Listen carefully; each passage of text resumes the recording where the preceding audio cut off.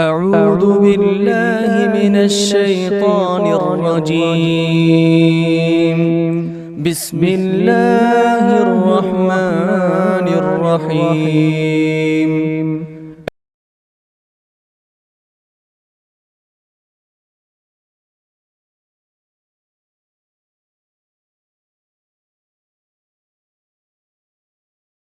بسم الله الرحمن الرحيم. إن الحمد لله نحمده ونستعينه ونستغفره ونعوذ بالله من شرور أنفسنا وسيئات أعمالنا. من يهده الله فلا مضل له ومن يضلل فلا هادي له. أشهد أن لا إله إلا الله وحده لا شريك له وأشهد أن محمدا عبده ورسوله. يا أيها الذين آمنوا اتقوا الله حق تقاته ولا تموتن إلا وأنتم مسلمون. يا أيها الناس اتقوا ربكم الذي خلقكم من نفس واحدة وخلق منها زوجها وبث منهما رجالا كثيرا ونساء واتقوا الله الذي تساءلون به والأرحام إن الله كان عليكم رقيبا. يا أيها الذين آمنوا اتقوا الله وقولوا قولا سديدا يصلح لكم أعمالكم ويغفر لكم ذنوبكم ومن يطع الله ورسوله فقد فاز فوزا عظيما. أما بعد فإن خير الحديث كتاب الله وخير الهدي هدي محمد صلى الله عليه وسلم وشر الأمور محدثاتها وكل محدثات بدعة وكل بدعة ضلالة وكل ضلالة في النار. أعوذ بالله السميع العليم من الشيطان الرجيم من همزه ونفخه ونفثه. واصبر نفسك مع الذين يدعون ربهم بالغداة والعشي يريدون وجهه ولا تعد عيناك عنهم تريد زينة الحياة الدنيا ولا تطع من أغفلنا قلبه عن ذكرنا واتبع هواه وكان أمره فرطا.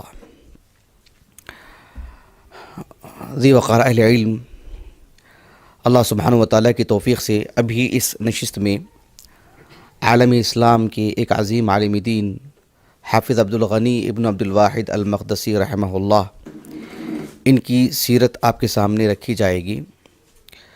دراصل بات یہ ہے کہ اللہ سبحانہ وتعالیٰ نے انسان کی فطرت میں یہ بات رکھی ہے کہ وہ اپنی زندگی گزارنے کے لیے اللہ سبحانہ وتعالیٰ کی قربت کے لیے جو چیزیں اس کے لیے محرک ثابت ہوتی ہیں، ان میں اللہ سبحانہ وتعالیٰ نے سابقین جو ہوتے ہیں، ہم سے پہلے کے جو اہل ایمان ہوتے ہیں، ان کے واقعات بھی اللہ رب العالمین بیان فرماتے ہیں تاکہ ہمیں حوصلہ ملے، ہمت افزائی ہو، اور جو مسائل اور جس طرح کے مسائل ان کے لیے تھے وہ ہمارے لیے بھی ہوتے ہیں، تو اس سے ہمت ملتی ہے۔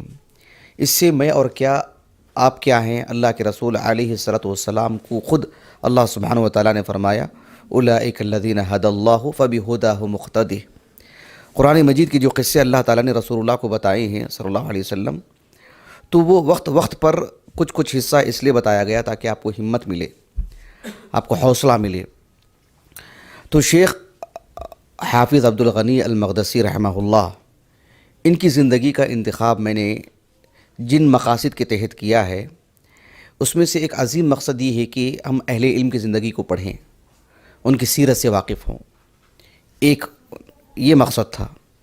دوسرا مقصد یہ ہے کہ ہماری جو 1400 سالہ تاریخ ہے، ہم دیکھتے ہیں کہ عامۃ الناس تو ہیں، ہم مدارس میں پڑھنے والے طلبہ اور صبح و شام کتابوں سے ہمارا تعلق، ہم بھی بس ہر صدی کے کچھ اہل علم سے واقف ہیں۔ بس شیخ الاسلام ابن تیمیہ، محمد بن عبد الوہاب النجدی رحمہ اللہ، حافظ ابن حجر، شیخ البانی، شیخ ابن باز، امام بخاری، امام اہل سنہ احمد بن حنبل، کچھ معروف شخصیتیں جن سے عامۃ الناس بھی واقف ہیں، وہی ہم کو بھی نام معلوم ہے۔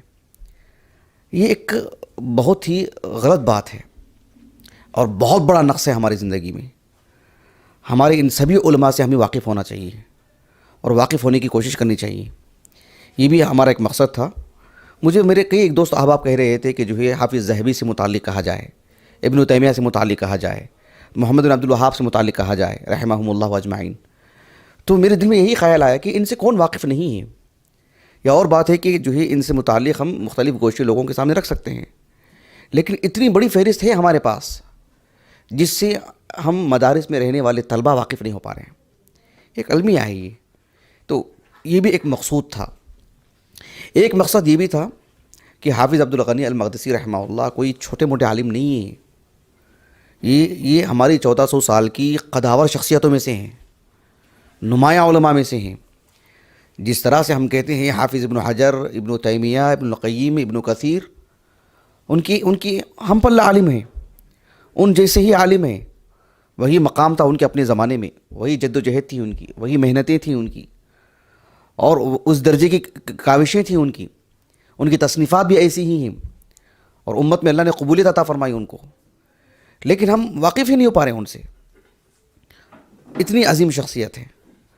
تو یہ سب مقاصد تھے ہمارے پیش نظر کہ جس سے ان کی زندگی کی سیرت پیش کرنے کے لیے ان کی زندگی کا انتخاب کیا گیا باذن اللہ تعالی. تو حافظ عبد الغنی المقدسی رحمہ اللہ، ان کی زندگی کو میں بہت ہی مختصر کر کے، کیونکہ مجھے تفصیلی گفتگو کرنا ہے ہی نہیں، اور ہماری جو یہ بدھ والی جو کلاس ہے یہ مختصر ہی کلاس ہے. اس 10 میں بس میں آپ کے سامنے کچھ ان کی زندگی کے گوشے رکھوں گا تاکہ ہمیں ایک لائحہ عمل ہو، ہماری زندگی میں ایک لائحہ عمل ملے، زندگی میں ہمارے لیے ایک دستور ملے، تاکہ ہم اچھے طالب علم بنیں، ایک اچھے معلم بنیں، ایک اچھے استاذ بنیں، ایک اچھے مبلغ بنیں، ایک اچھے مجاہد بنیں. یہ ہمارا مقصود ہے. حافظ عبد الغنی المقدسی رحمہ اللہ، ان کی زندگی جو ہم نے مطالعہ کیا ہے ان کی زندگی سے متعلق جو کتابیں پیش نظر رہی ہیں، سب سے زیادہ جس سے میں نے استفادہ کیا ہے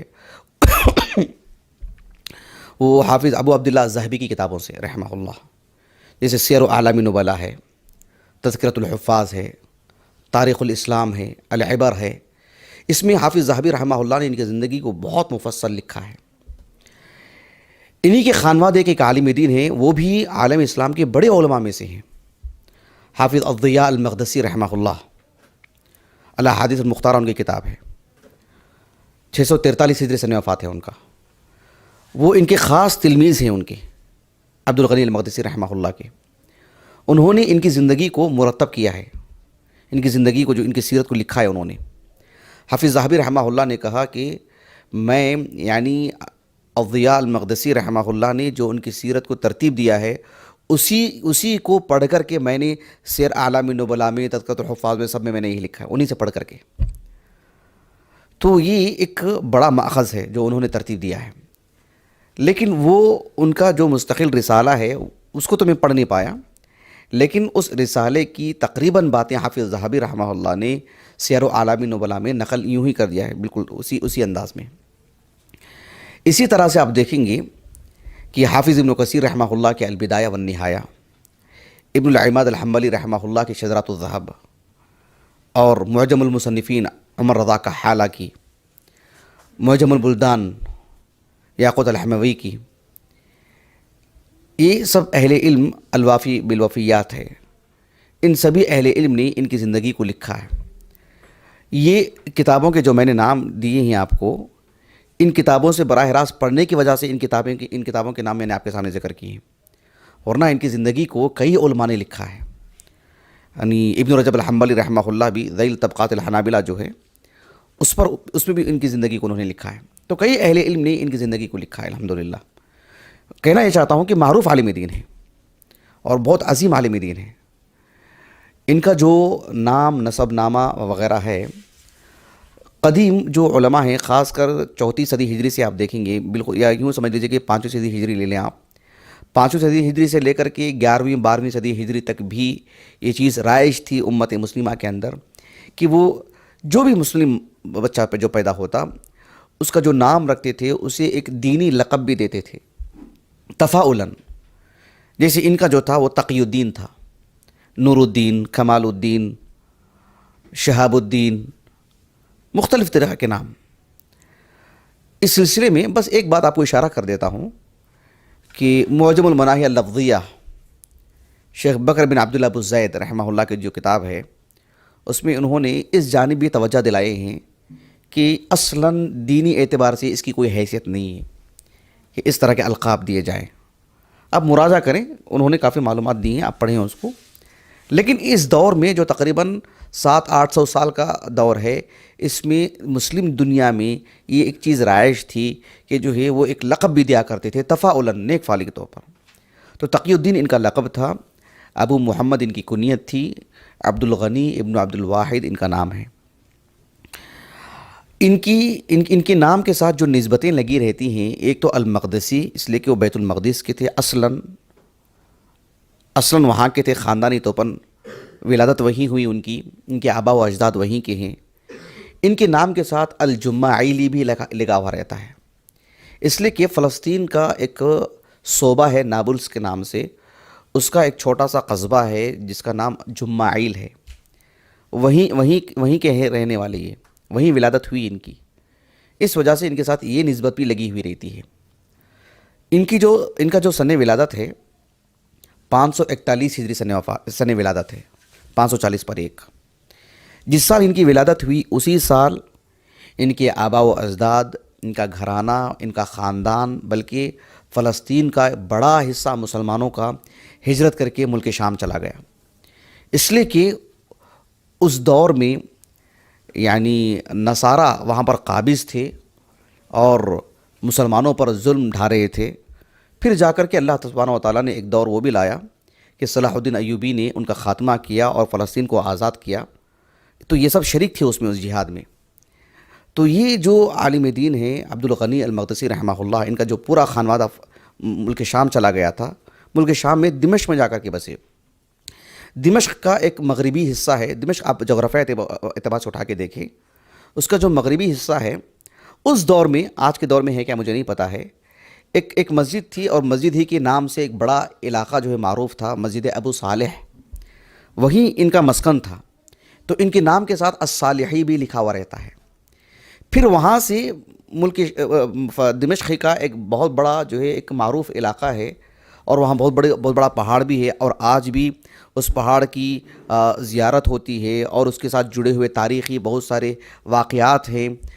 جبل قاسیون آپ ضرور دیکھیں، جبل قاسیون میں بہت پہلے پڑھا تھا میں، اور آج بھی دیکھا میں ایک اعتبار سے، آج کا درس ہے کہہ کر، تو آپ دیکھیں جبل قاسیون، اس کی تاریخی طور پر کئی واقعات گھڑے ہوئے ہیں اس پر، لیکن آج کے اس دور میں اس کی بہت شہرت ہے، لوگ دور دور سے اس کی زیارت کرنے کے لیے آتے ہیں، اور ایک تفریحی مقام بھی ہے وہ۔ تو اس پہاڑ کے آس پاس میں کافی بستیاں بھی آباد ہیں، ان میں ان کا پورا خانوادہ وہاں پر آباد تھا۔ دارالحنابلہ کے نام سے ایک بہت بڑا علاقہ تھا، ان کا بہت محلہ تھا، وہیں پر یہ سب کچھ آباد تھے، یہیں پلے بڑے، یہیں پڑھائی ہوئی ان کی سب کچھ۔ تو عبدالغنی المقدسی رحمہ اللہ کا یہ خانوادہ ہے۔ آغاز کے اعتبار سے بہت ہی دیندار گھرانہ ہونے کی وجہ سے خالص علمی عملی اعتبار سے ان کی نشو و نما ہوئی ہے۔ اس کا دیکھیں بہت دخل ہوتا ہے۔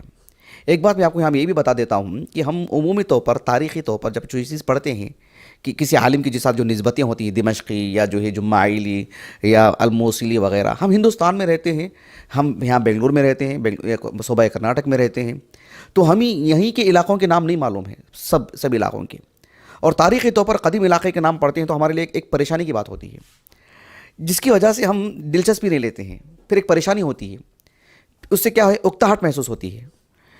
اس میں کیا ہے، ایک تو دلچسپی آنی چاہیے کیونکہ ہماری اپنی تاریخ ہے، ہمارے علماء ہیں، ہمارے اساتذہ ہیں، ان کی کتابوں سے ہم نے استفادہ کیا، تو آپ کو ان علاقوں کے نام پڑھنے چاہیے، معلوم کرنے چاہیے۔ اس دور میں جیسے آج مملکت سعودیہ ہے، ریاض، مکہ، مدینہ، جدہ، یہاں پر جو بڑے بڑے علماء ہیں، اردن کو دیکھیں آپ، عمان میں بڑے بڑے علماء ہیں ماشاءاللہ، مصر سب جانتے ہیں کہ کچھ معروف علماء ہیں وہاں پر، تو ہر دور میں کچھ علاقے معروف رہے ہیں۔ ہندوستان کسی دور میں بہت معروف تھا اور آج بھی کافی حد تک معروف ہے ماشاءاللہ۔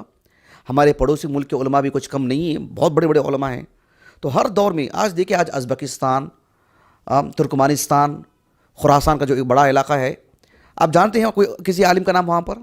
مسلمان کیا کر رہے ہیں وہ بھی نہیں معلوم ہم کو، وہاں پر کتنے کیسے مسلمان ہیں، دین اعتبار سے ثقافت کیسی ان کو نہیں معلوم ہم کو، جبکہ کسی دور میں علم کے مراکز تھے وہ سب۔ بغداد علم کا مرکز تھا، آج ہے؟ آج نہیں، صورتحال الگ ہے، دمشق کی صورتحال الگ ہے۔ تو اس دور میں یہ سب علم کے مراکز ہیں، بغداد ہو، خراسان کے مختلف علاقے ہیں، نیسابور وغیرہ، خیر میں ہم کہیں اور چلے جا رہے ہیں، تو ہم اب اس دور کو پڑھنے کے لیے ان علاقوں کو پڑھنا لازمی ہے، ورنہ پھر اکتاہٹ ضرور محسوس ہوگی۔ تو بہرحال شیخ عبدالغنی المقدسی رحمہ اللہ نے آغاز میں حفظ قرآن کیا۔ ہمارے قدیم علماء میں، یہ قدیم علماء کی میں بات نہیں کرتا، گھر گھر کی یہ بات تھی کہ بچوں کو حافظ قرآن بنانا، یہ اس کی احیاء کی ضرورت ہے، اس میں برکتیں بہت ہوتی ہیں۔ تو شیخ عبدالغنی المقدسی رحمہ اللہ نے آغاز میں حفظ کیا، اور نہایت کم عمری میں انہوں نے جو دمشق میں رہا کرتے تھے آس پاس کے علاقوں میں پڑھنے کے لیے نکل گئے. ان کے ایک میرے بھائی تھے شیخ موفق احمد ابن قدامہ رحمہ اللہ صاحب المغنی, بہت عظیم عالم دین, 620 ہجری سے وفات ہے ان کا, صرف 2 سال کے آگے پیچھے ہیں عمر میں. یہ عبدالغنی المقدسی رحمہ اللہ 2 سال کے بڑے ہیں. یہ دونوں ایک ساتھ پڑھائی کے لیے نکلے مختلف علاقوں میں. بغداد گئے, 4 سال قیام کیا وہاں پر, 2 مرتبہ بغداد کا سفر کیا. یعنی 4 سال سمجھتے ہیں آپ معمولی بات نہیں ہے, علم کے لیے بہت صبر چاہیے. اس دور میں لوگ چاہتے ہیں کہ آنن فانن یوں ہی جلدی جلدی علم مل جائے. 2 مہینے کا کورس, 15 دن کا کورس, 8 دن کا کورس, ٹھیک ہے کورس کی افادیت الگ ہے, لیکن اس سے ایک عالم نہیں بنتے, اس سے ایک مدرس نہیں بنتے, اس سے علم کی باریکیاں کبھی نہیں ملتی ہیں. تو یہ 4 سال لگائے وہاں پر 2 مرتبہ جا کر کے. جب پہلی مرتبہ گئے تھے تو شیخ عبد القادر الجیلانی رحمہ اللہ معروف عالم دین, ان کی صحبت میں تھے 40 دن, اس کے بعد ان کا انتقال ہو گیا تھا 561 ہجری کو. تو ان دونوں نے ان کے پاس جو خاص طور پر جو کتاب پڑھے ہیں وہ, یعنی آپ جانتے ہیں علم المختصرات پر میرا ایک درس تھا, میں نے اس میں بتایا تھا کہ المغنی جس رسالے کی شرح ہے, فقہ پر چھوٹا سا رسالہ ہے وہ, شیخ ابو القاسم عمر بن حسین الخرقی رحمہ اللہ 344 ہجری سے وفات ہے ان کا. اس رسالے کو انہوں نے پڑھا تھا. شروع سے ہی حافظ عبدالغنی المقدسی رحمہ اللہ کا میلان حدیث کی جانب تھا, حدیث, علوم الحدیث, اور ابن قدامہ رحمہ اللہ کا میلان فقہ کی جانب تھا شروع ہی سے ہی. تو یہ دونوں بڑے علماء میں سے ہیں, اور شروع سے جو ہے یہ اس وقت نکلے, ابھی ان کی ہلکی پھلکی داڑھی آئی تھی ان کو, اسی وقت سے نکلی. بغداد گئے, موصل گئے, اصبہان گئے, مصر 2 مرتبہ گئے, اور جو ہے یعنی تقریباً ملک شام اور عراق کے بڑے بڑے علاقوں میں, ملک شام کے اوپر کا جو علاقہ ہے, سرحد کا جو حصہ ہے حران, وہاں پر گئے. تو مختلف علاقوں میں یہ گئے.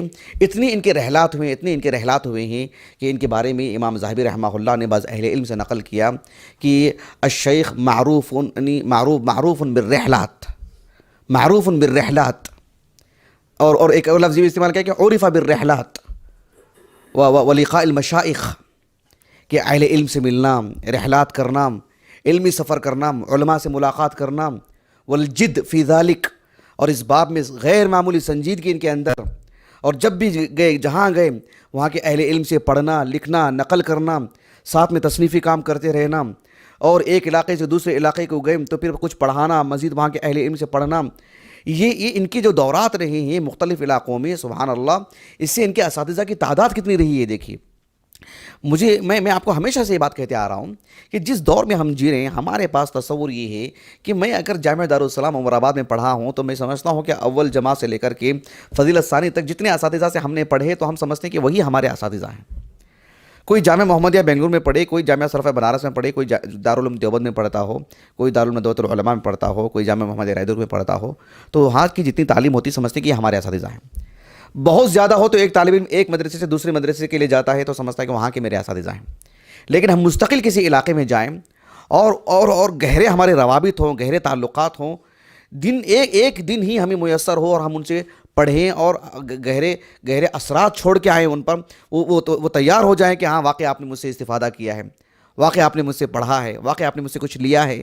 ایک دن کی ملاقات یاد رہ جائے ان کو, اور ہم کہنے پر یہ جو ہے مطلب ہمارے لیے ایک سعادت ہو کہ جو ہے ہم نے ان سے بھی پڑھا ہے, یہ بھی میرے کو استاذ ہیں. آپ دیکھیے اس دور میں ہے ہی نہیں وہ چیز. ہم کتنے بڑے بڑے علماء سے ملاقات کر لیتے ہیں, ہم سمجھتے ہیں کہ بس ان سے میری ملاقات ہے, بس میں نے ان سے استفادہ کیا ہے, بس میں نے ان سے پڑھا ہے, وہ میرے استاذ ہیں, میں نہیں کہہ سکتا ہوں, اور وہ نہیں کہہ سکتے کہ میرا شاگرد ہے.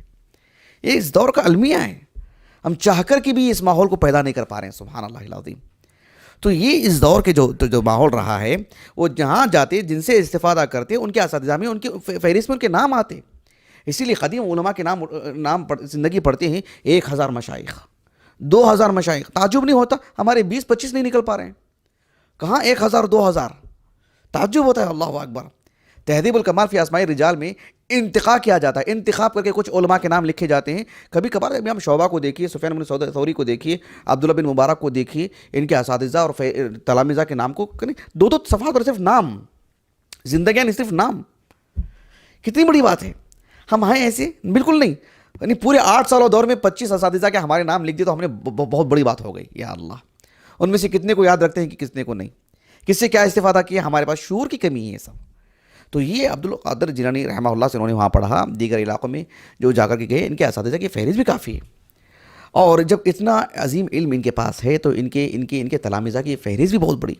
اب جانتے ہیں ابن قدامہ رحمہ اللہ خود ان کے تلمیذ ہیں, الضیاء المقدسی ان کے تلمیذ ہیں, حافظ عبدالعظیم المنذری جن کی مختصرات ہیں سنن ابی داؤد پر, صحیح مسلم پر, الترغیب والترہیب, صحیح مسلم پر مختصر صحیح مسلم.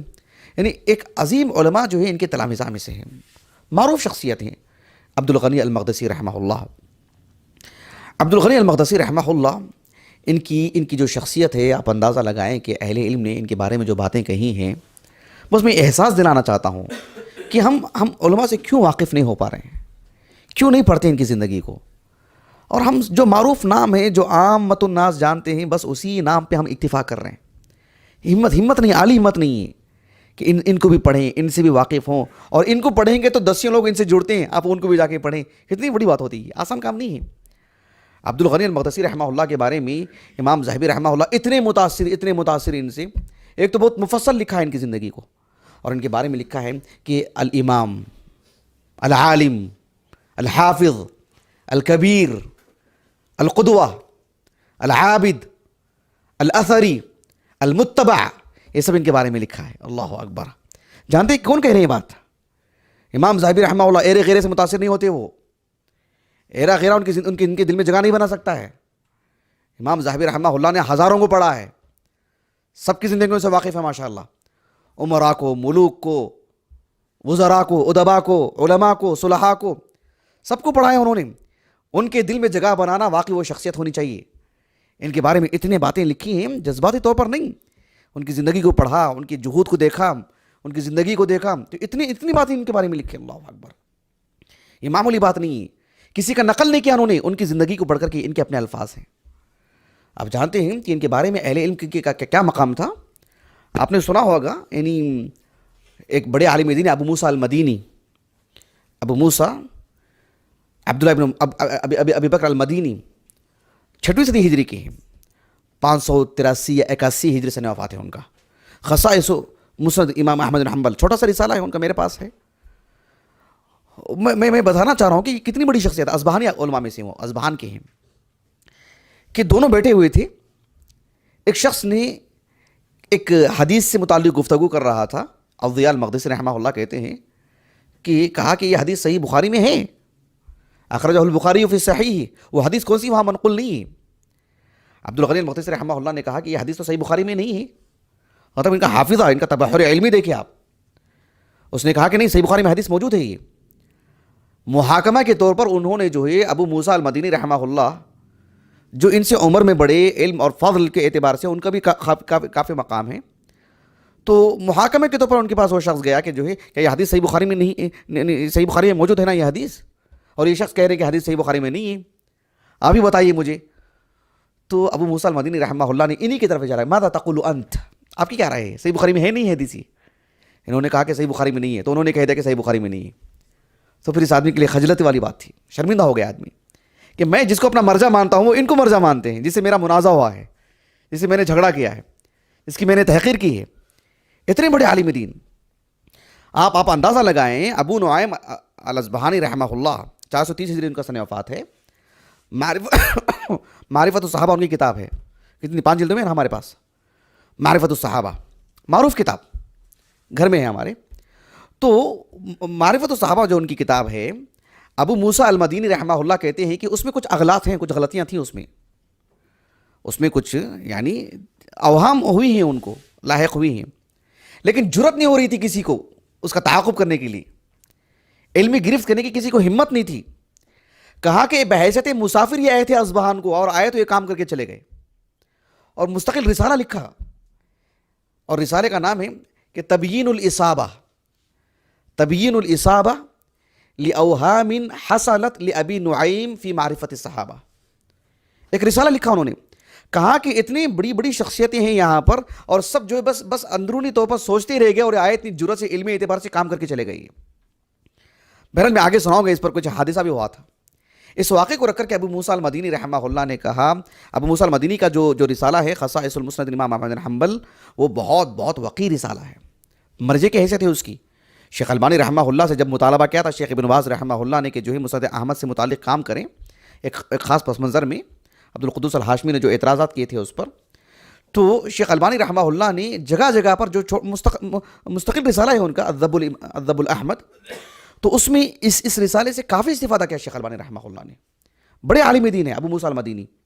تو ابو موسیٰ المدینی رحمہ اللہ کہتے ہیں کہ یہ جو عبد الغنی المقدسی رحمہ اللہ نے جو معرفت الصحابہ پر جو علمی گرفت کی ہے، جو علمی کام کیا ہے، اور اس قدر باریکی سے جو کام کیا ہے، لو کان الدارقطنی لصوبہ، اگر دارقطنی ہوتے تو ان کو جو درست قرار دیتے کہ آپ کا کام بالکل درست ہے، یعنی جو ماننے کے قابل ہے۔ بلکہ امام ذہبی رحمہ اللہ نے، ایک عالم دین ہے، ان کی زندگی بھی مختصر لکھی گئی، جن کا یہ قول میں سنانے جا رہا ہوں آپ کو۔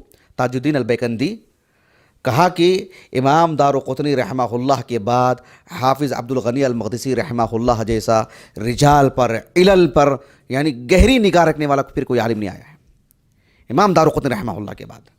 جانتے ہیں کتنی بڑی شخصیت ہے، لیکن ہم دیکھیں ہم واقف نہیں ان سے، ان کی زندگی کی جہود سے واقف نہیں ہیں، حالانکہ کتنی بڑی شخصیت ہے۔ حتیٰ کہ ان کے معاصر، ان کے رشتہ دار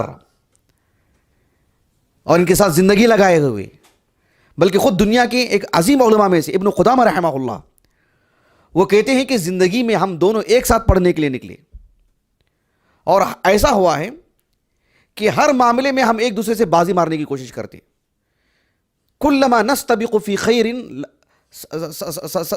سبقنی، ایسے الفاظ آتے ہیں۔ جب ہم نے خیر کے معاملے میں بازی مارنا چاہا تو یہی ہم میرے سے آگے نکل جاتے، الا فی القلیل، سوائے چند امور میں، ورنہ ہمیشہ یہ آگے نکلے ہوئے ہوتے۔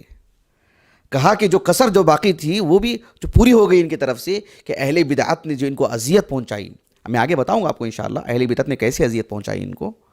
اہل بدعت نے جو ان کو اذیت پہنچائی ہے، اللہ سبحانہ و تعالیٰ نے ان کے فضائل کو، ان کی خوبیوں کو، ان کے مقام کو، ان کے درجات کو اللہ سبحانہ و تعالیٰ نے مکمل کر دیا ان کو اس زندگی کے اندر۔ یعنی ایک معاصر ان کی تعریف کر رہے ہیں، ان کے شریک درس، ان کے ساتھ رہنے والے، ان کے ساتھ اٹھنے بیٹھنے والے، جنہوں نے پوری زندگی ان کے ساتھ لگائی، وہ خود دنیا کے عظیم علماء میں سے ہیں، اور وہ کہہ رہے ہیں کہ جو ہے مطلب ہر باب میں مجھ سے آگے نکلے۔ الضیاء المقدسی رحمہ اللہ سفر میں بھی ان کے ساتھ تھے، ان کے رشتہ دار بھی ہیں اور ان کے خانوادے کے ہیں، اور ان کے تلمیذ خاص ہیں۔ وہ کہتے ہیں کہ جب بھی جس عالم دین نے بھی، جس محدث نے بھی حافظ عبد الغنی المقدسی رحمہ اللہ کو دیکھا، ان کے حفظ کو، ان کے اتقان کو، ان کے حسن مذاکرہ کو، ان کی تصنیفات کو، ان کی زندگی کو، ان کی جہود کو، سبھوں نے یہی کہا کہ ما رأینا مثلہ، ہم نے ان جیسا عالم کسی کو نہیں دیکھا۔ یہ کون کہہ رہے ہیں؟ کس دور کے علماء کہہ رہے ہیں سب؟ یہ معمولی بات نہیں، آپ اس کو گہرائی سے لیں، اس بات کو۔ آپ کو یہ بھی جاننا چاہیے کہ حافظ ابن کثیر رحمہ اللہ نے البدایہ والنہایہ میں بھی ان کی زندگی کو لکھا ہے۔ حافظ ابن کثیر رحمہ اللہ جانتے ہیں، حافظ ابو الحجاج المزی رحمہ اللہ کے داماد ہیں نا، وہ حافظ ابو الحجاج المزی کے داماد ہیں، اور حافظ ابو الحجاج المزی رحمہ اللہ کے شاگرد بھی ہیں، اور ابو الحجاج المزی رحمہ اللہ کی کتنی تعریف کرتے ہیں۔ ان کی تفسیر ابن کثیر اٹھا کے دیکھیے، کتنے مقامات پر سمعت شیخانہ کتنی جگہ پر لکھتے ہیں۔ ابو الحجاج المزی رحمہ اللہ کی اتنی تعریف کرتے ہیں، اتنی قدر و منزلت بیان کرتے ہیں اپنے ساس کی، اپنے سسر کی، اپنے گھرانے کی، اور جب اپنے سسر کی جب تعریف کرنے لگے، ابو الحجاج المزی رحمہ اللہ کی جب تعریف کرنے لگے، تو کہا کہ ابو الحجاج المزی اور حافظ عبد الغنی المقدسی رحمہ اللہ دونوں بھی کانا نادرتین فی زمانہما، دونوں اپنے اپنے زمانے کے، اپنے اپنے وقت کے یعنی بڑے علماء میں سے تھے، نایاب لوگوں میں سے تھے، کمیاب لوگوں میں سے تھے۔ مثالیں ملنی مشکل ہیں ان کی، فی رجال حفظا و اتقانا سماعا و اسماعا و سردا للمتون۔ کہتے ہیں کہ جو اسماء رجال سے متعلق، حفظ المتون سے متعلق، متون کو یوں ہی پیش کرنے سے متعلق، یہ مقام تھا ان کا۔ اللہ اکبر، یہ ایک نادر ترین شخصیت۔ الضیاء المقدسی رحمہ اللہ کہتے ہیں کہ جب ان سے جب چاہے پوچھے، وہ حدیث سنانے کے لیے وہ حدیث سنا دیتے تھے۔ ان کے ایک فرزند ہیں ابو موسیٰ، کنیت سے مشہور ہیں، وہ ان کے فرزند ہیں، وہ کہتے ہیں کہ میرے والد صاحب کا حافظہ بڑا مضبوط تھا، صحیح حینیات تھی ان کو، لیکن لوگ جب پوچھتے تو جو ہے کتاب کھول کر ہی سناتے تھے۔ ان سے پوچھا کہ ایسا کیوں کرتے، آپ کیوں کتاب ہی سے سناتے ہیں؟ کہا کہ انی اخاف العجب، اللہ اکبر، میرے دل میں عجب نہ آ جائے، میں خوش فہمی میں مبتلا نہ ہو جاؤں، دیکھو حافظے کی بنیاد پر میں کیسے سناتا ہوں۔ سبحان اللہ العظیم، دیکھ رہے ہیں اخلاص کا نمونہ، دیکھ رہے ہیں ہمارے علماء کو، اللہ اکبر۔ نہیں ہمارے علماء کو پڑھیے، ان سے سیکھیے، اور وہ یہ سب ایسی شخصیتیں ہیں واللہ ہم ترس رہے ہیں صحبت کے لیے، ایسے روحانی صحبت کے لیے ترس رہے ہیں۔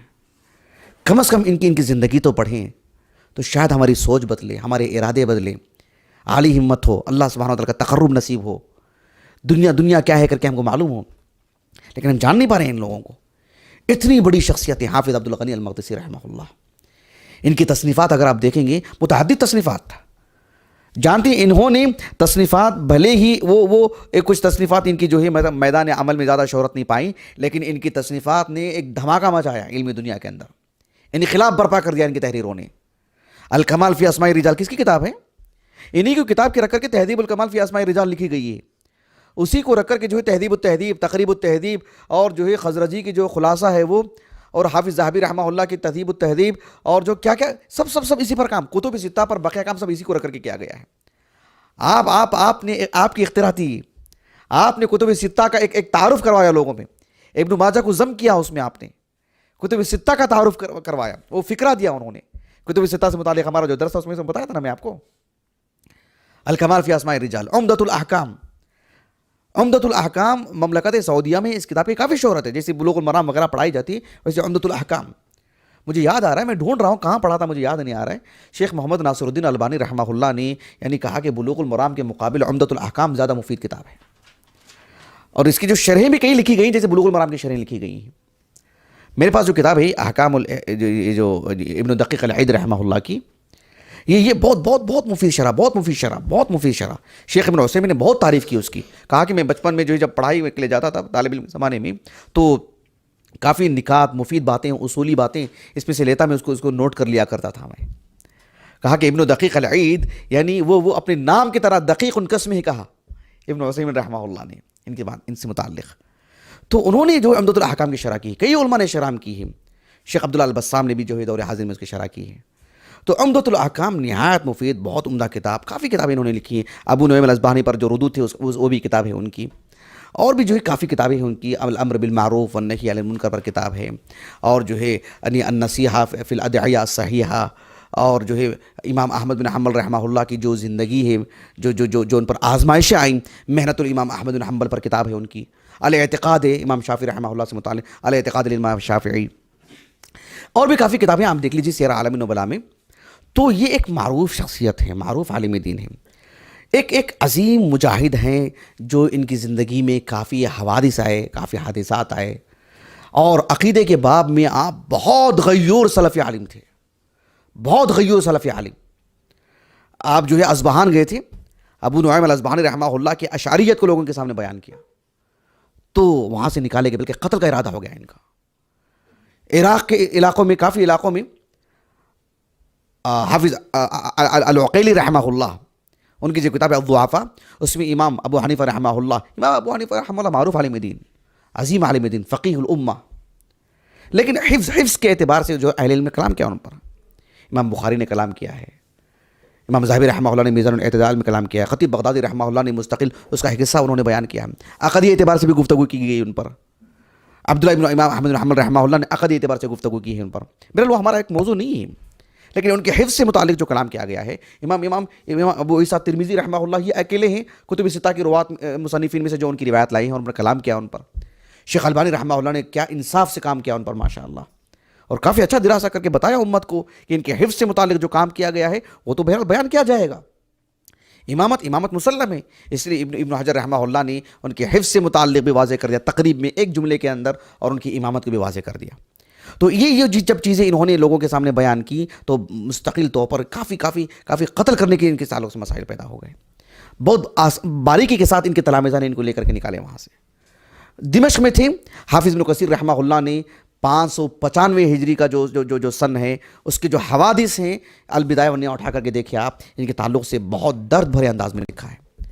استواء علی العرش کے مسئلے کو لے کر کے، صفات باری تعالیٰ سے متعلق، نزول باری تعالیٰ سے متعلق، جو انہوں نے اسماء و صفات کا جو اہل السنہ کا جو عقیدہ ہے، جب اس کے سامنے پیش کیا گیا تو ان کو مجسمہ اور ان کے تجسیم کے تعلق سے جو معروف بات ہے، اس نقطۂ نظر سے جو ہے ان پر کافی گرفت ہوئی ان کی، اور جو ہے سب ایک طرف ہو گئے تھے، یہ ایک طرف ہو گئے تھے۔ والی بغداد نے ان سے کہا، والی دمشق نے ان سے کہا کہ یہ سب ایک طرف ہیں، تم ایک طرف ہو، تم ہی حق پر ہو؟ کہا کہ نعم، حق جو ہے وہ ایک آدمی بھی ہو تو وہی حق ہے۔ تو کافی تکلیف ہوئی اس کو، وہاں سے نکالا اس نے، مصر چلے گئے۔ مصر میں بھی یہ حادثات آئے ان کے ساتھ۔ ابو طاہر السلفی رحمہ اللہ سے کافی استفادہ کیا، بہت استفادہ کیا، 576 ہجری سے وفات ہے ان کا، ان سے بھی کافی استفادہ کیا، لیکن وہاں بھی ایسے مسائل آئے ان کے ساتھ۔ عقدی اعتبار سے انہوں نے کبھی سمجھوتا نہیں کیا، کبھی مداہنت نہیں کی۔ یہ ایک حوصلہ ملتا ہے جب ان لوگوں کی زندگیوں کو پڑھتے ہیں تو۔